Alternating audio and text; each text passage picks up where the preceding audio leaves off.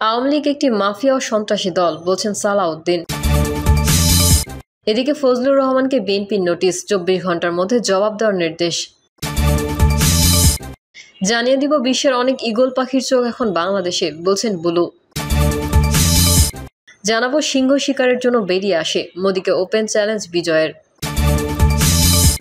এবং সর্বশেষ জানাবো, আবু সাইদ হত্যা মামলার আসামি সেই পুলিশ কর্মকর্তা ভারতে আটক। এতক্ষণ শুনছিলেন সংবাদ শিরোনাম, এবারে বিস্তারিত। আওয়ামী লীগ একটি মাফিয়া ও সন্ত্রাসী দল, বলছেন সালাউদ্দিন। শেখ হাসিনা ভারতের লোক, আওয়ামী লীগ একটি মাফিয়া ও সন্ত্রাসী দল বলে মন্তব্য করেছেন বিএনপি স্থায়ী কমিটির সদস্য ও সাবেক যোগাযোগ প্রতিমন্ত্রী সালাউদ্দিন আহমেদ। তিনি বলেন, দেশ নির্বাচনের মৌসুম শুরু হয়ে গেছে। আগামী ডিসেম্বরে তফসিল ঘোষণা হবে। দেশ এখন নির্বাচনমুখী। শেখ হাসিনা বা আওয়ামী লীগ এদেশের রাজনীতি বা এদেশের কেউ নয়, সেটা তারই প্রমাণ করেছে। তাদের নিজেদের দলের ভিতরেই কোনো গণতন্ত্র ছিল না, তাই সন্ত্রাস বিরোধী আইনে আওয়ামী লীগকে নিষিদ্ধ করা হয়েছে। হাত পাখার সঙ্গে যুক্ত হয়েছে আরও একটি দল, যে দলটি সবসময় বাংলাদেশে বিভ্রান্তিকর রাজনীতি করতে মন্তব্য করে বিএনপির নেতা ও চকরিয়া পেকুয়া আসনের সাবেক সংসদ সদস্য সালাউদ্দিন আহমেদ বলেন, একসময় যে দলটি স্বাধীনতার বিরুদ্ধে গেছে, আরেক সময় জনগণের বিরুদ্ধে গেছে, আরেক সময় মানুষের সেন্টিমেন্টের বিরুদ্ধে গেছে, এবার তারা ঘোলা পানিতে মাছ শিকার করতে চায়। তিনি বলেন, যারা আজ সংস্কার কমিশনে গিয়ে আলোচনা করছেন, খানাপিনা খাচ্ছেন, সন্ধ্যাবেলা চলে যাচ্ছেন, তার কোনো সিদ্ধান্ত দিচ্ছেন না, তাদের বাংলাদেশের মানুষ চিনে। নির্বাচনের সময়সীমা ঘোষণা হয়ে গেছে। ঘরে ঘরে গিয়ে কর্মীদেরকে ধানের শীষের পক্ষে সালাম দেওয়ার আহ্বান জানিয়ে সালাউদ্দিন আহমেদ বলেন, বাংলাদেশের নির্বাচন পৃথিবীর মধ্যে একটি নজিরবিহীন স্থাপনকারী নির্বাচন হবে। সংস্কারের মধ্যে দিয়ে দেশের জনগণের আশার প্রতিফলন হবে। গত 17 বছর বাংলাদেশে কোনো রাজনৈতিক পরিবেশ ছিল না। রাজনীতি বন্দী ছিল কারাগারে, রাজনীতি বন্দী ছিল লন্ডনে, রাজনীতি বন্দী ছিল শিলংয়ে। এরকম উন্মুক্ত পরিবেশে রাজনীতি করার সুযোগ ছিল না। ফজলুর রহমানকে বিএনপির নোটিশ, 24 ঘন্টার মধ্যে জবাব দেওয়ার নির্দেশ। উদ্ভট ও শৃঙ্খলা পরিপন্থী বক্তব্যের অভিযোগে বিএনপি চেয়ারপারসনের উপদেষ্টা পরিষদের সদস্য ফজলুর রহমানকে কারণ দর্শানোর নোটিশ দেওয়া হয়েছে। তার বিরুদ্ধে কেন সাংগঠনিক ব্যবস্থা নেওয়া হবে না তা জানাতে তাকে 24 ঘন্টা সময় দেওয়া হয়েছে। বিএনপির দায়িত্বশীল একটি সূত্রে ফজলুর রহমানের বিরুদ্ধে এই সাংগঠনিক ব্যবস্থা নেওয়ার তথ্য জানা গেছে। ফজলুর রহমান দীর্ঘদিন ধরে সামাজিক যোগাযোগ মাধ্যমে বিভিন্ন ধরনের বক্তব্য দিয়ে আলোচনায় আসেন। জানা গেছে, কারণ দর্শানোর নোটিশে উল্লেখ করা হয়েছে, আপনি জুলাই আগস্ট ঐতিহাসিক গণঅভ্যুত্থান নিয়ে ক্রমাগত কুরুচিপূর্ণ ও বিভ্রান্তিকর বক্তব্য দিয়ে আসছেন এবং আত্মদানকারী শহীদদের নিয়ে যেই বক্তব্য দিচ্ছেন তা সম্পূর্ণরূপে দলীয় আদর্শ ও গণঅভ্যুত্থানের চেতনার পরিপন্থী। মহিমান্বিত এই গণঅভ্যুত্থানের বিরুদ্ধে এবং গণতন্ত্র পুনরুদ্ধারের আন্দোলন নিয়ে আপনার বক্তব্য জনমনের তীব্র প্রতিক্রিয়া সৃষ্টি করেছে। আপনার বক্তব্য দলের সুনাম ক্ষুণ্ণ করার সুপরিকল্পিত চক্রান্তের প্রয়াস বলে অনেকেই মনে করে। এমনকি আপনি জনগণের ধর্মীয় অনুভূতিতেও আঘাত দিয়ে কথা বলছেন। এতে আরও উল্লেখ করা হয়, জুলাই আগস্ট গণঅভ্যুত্থানে বিএনপির 450-র বেশি নেতাকর্মী সহ ছাত্র জনতার প্রায় 1,500-এর অধিক মানুষ শহীদ হয়েছেন এবং 30,000-এর অধিক মানুষ গুরুতর আহত হয়েছেন। গণতন্ত্র পুনরুদ্ধারের জন্য গণঅভ্যুত্থানে ছাত্র জনতার এই ধরনের বিরচিত ভূমিকাকে আপনি প্রতিনিয়ত অপমান ও অমর্যাদা করছেন। কারণ দর্শানোর নোটিশে আরও বলা হয়, এই ধরনের উদ্ভট ও শৃঙ্খলা পরিপন্থী বক্তব্যের কারণে কেন আপনার বিরুদ্ধে সাংগঠনিক ব্যবস্থা গ্রহণ করা হবে না তার যথাযথ কারণ দর্শিয়ে আগামী 24 ঘন্টার মধ্যে একটি লিখিত জবাব দলের নয়াপল্টনে কেন্দ্রীয় কার্যালয়ে জমা দেওয়ার জন্য আপনাকে নির্দেশ প্রদান করা হলো। বিশ্বের অনেক ঈগল পাখির চোখ এখন বাংলাদেশে, বলছেন বুলু। বিএনপির ভাইস চেয়ারম্যান বরকতুল্লাহ বুলু বলেছেন, দেশি বিদেশি অনেক শক্তি বিএনপির বিপক্ষে দাঁড়িয়েছে।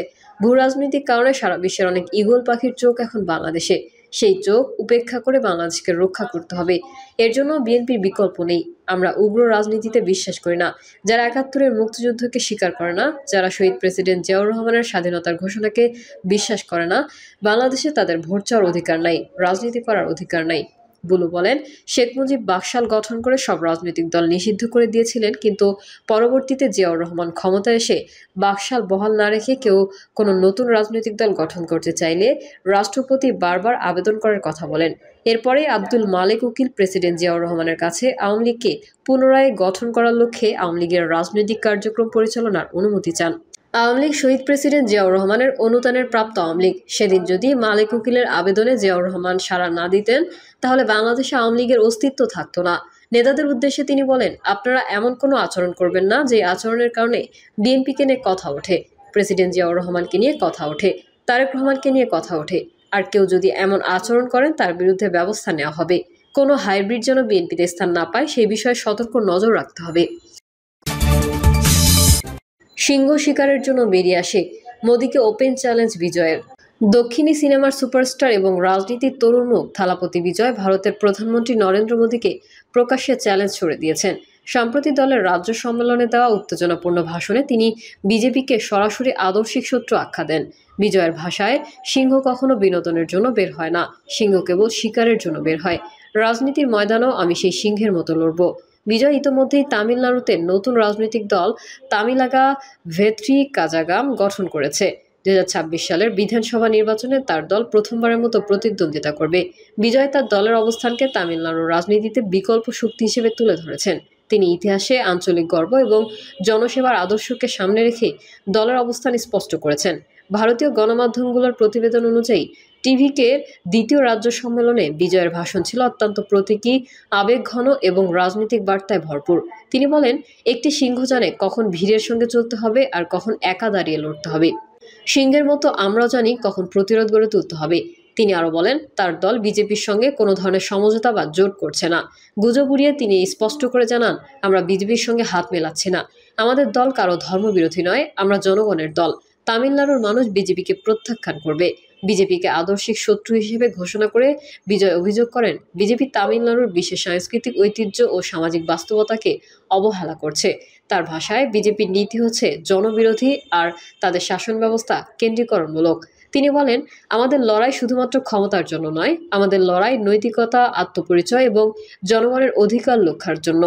বিজয় কেবল রাজনৈতিক বক্তব্যে সীমাবদ্ধ থাকেননি, বরং সরাসরি প্রধানমন্ত্রী নরেন্দ্র মোদীকে চ্যালেঞ্জ জানিয়ে বলেন, এনইইটি বাতিল করুন, পারবেন কি নরেন্দ্র মোদী আগারওয়াল? যদি জনগণের জন্য কাজ করার সাহস থাকে তবে এই অন্যায় পরীক্ষার অবসান ঘটান।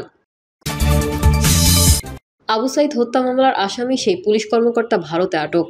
জুলাই গণহত্যার সঙ্গে জড়িত অনেকের মতো ভারতে পালিয়ে বাঁচতে চেয়েছিলেন রংপুর মেট্রোপলিটন পুলিশের সাবেক সহকারী পুলিশ কমিশনার মোহাম্মদ আরিফুজ্জামান আরিফ। তবে ভারতীয় সীমান্তরক্ষী বাহিনীর হাতে ধরা পড়ে গেছেন তিনি। তার বিরুদ্ধে জুলাই আন্দোলনে 3টি হত্যা ও 2টি হত্যার চেষ্টা মামলা রয়েছে। রংপুর মহানগর পুলিশের উপপুলিশ কমিশনার হাবিবুর রহমান গণমাধ্যমকে জানিয়েছেন, আরিফুজ্জামান আন্তর্জাতিক অপরাধ ট্রাইব্যুনালে শহীদ আবু সাইদ হত্যা মামলার চার্জশিটভুক্ত আসামি। ওই মামলায় 30 জনকে অভিযুক্ত করে চার্জ গঠনের পর সাক্ষ্য গ্রহণ চলছে। এর মধ্যে 6 জন গ্রেফতার আছেন। আরিফুজ্জামান রংপুর মহানগর তাজহাট থানার শহীদ আবু সাইদ হত্যা মামলার 4 নম্বর আসামি। কোতোয়ালি থানায় কলা ব্যবসায়ী শহীদ মোরাজুল ইসলাম হত্যা মামলার 21 নম্বর আসামি। একই থানার সবজি ব্যবসায়ী শহীদ সাজ্জাদ হোসেন হত্যা মামলার 16 নম্বর আসামি। এছাড়া কোতোয়ালি থানায় কলেজ শিক্ষার্থী জিম হত্যা চেষ্টা মামলায় 5 নম্বর ও পল্লী চিকিৎসক জাহাঙ্গীর আলম সিদ্দিকী হত্যা চেষ্টা মামলায় 2 নম্বর আসামি তিনি।